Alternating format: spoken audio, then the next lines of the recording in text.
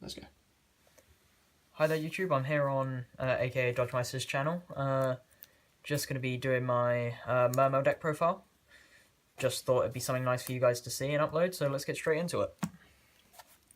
First of all, most important card. Triple Neptibus, the Atlantean Prince. This card is pretty insane. That's all I can really say about it. I mean, you can't run any less than 3 in my opinion. Double Dragoons, same reason. If it was at 3, I'd be running 3. A pair of Marksmen, looking for a second ulti, but gets rid of spells and traps. Most of the time, you can get rid of the odd set monster if you're playing against Rogue. You got your double heavy infantries. This guy gets rid of floodgates, gets rid of face-up attack position monsters or defense position, so you have a clear board for when you need to OTK. So that's the Atlantean engine. We're going to move on to the Mermails.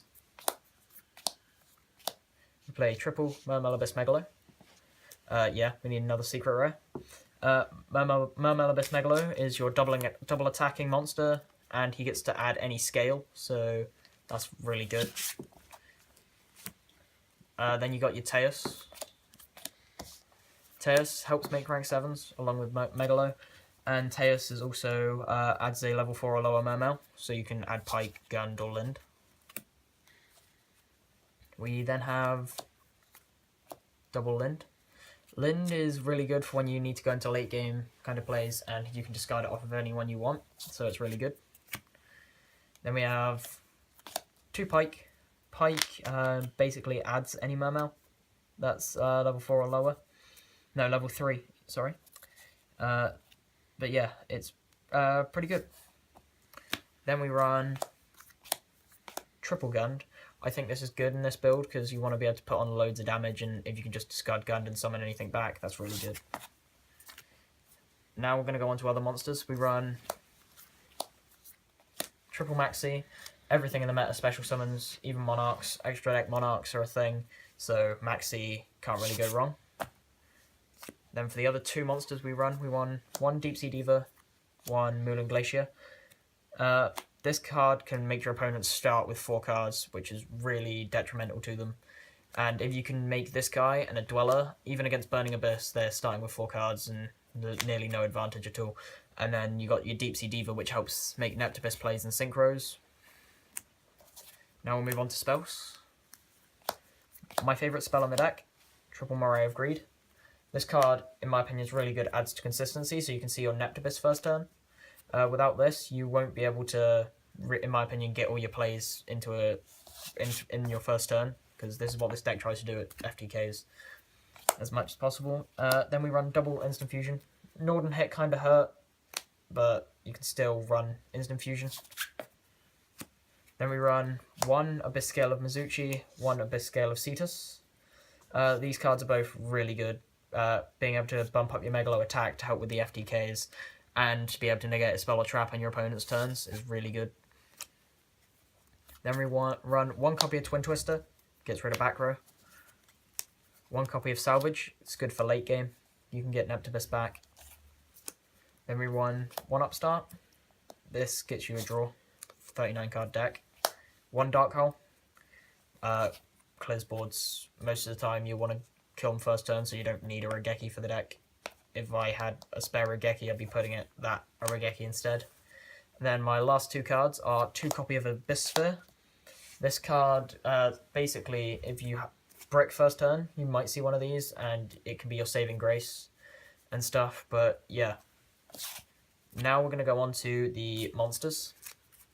Extra deck monsters. We run 1 Abyss Trite.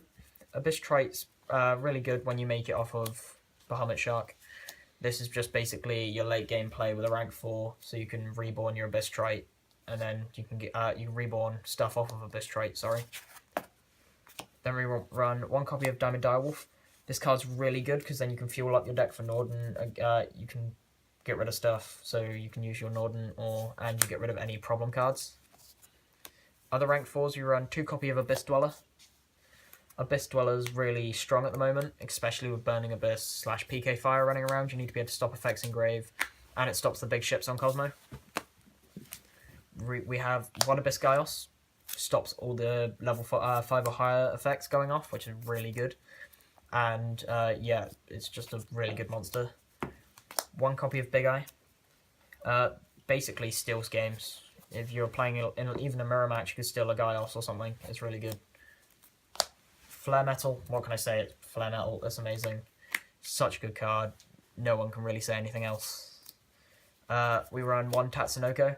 This thing is really good, especially when you can make it first turn off of Diva by using Neptibus, and then you can make Leo first turn and other things. It's really good for that.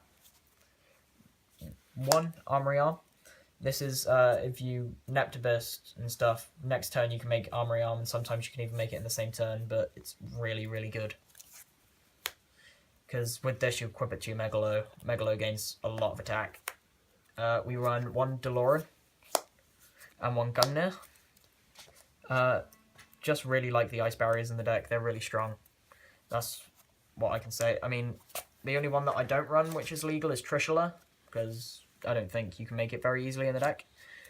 We run a Black Rose Dragon. Just nuke the field, restart. A Leo. Leo's just really good for pushing for big damage. And the last card we run is 1 copy of Norden, because you need it for your instant fusions. And I don't have a side together at the moment. I'm still working on one, but yeah, that's Mermails. Thank you very much for watching.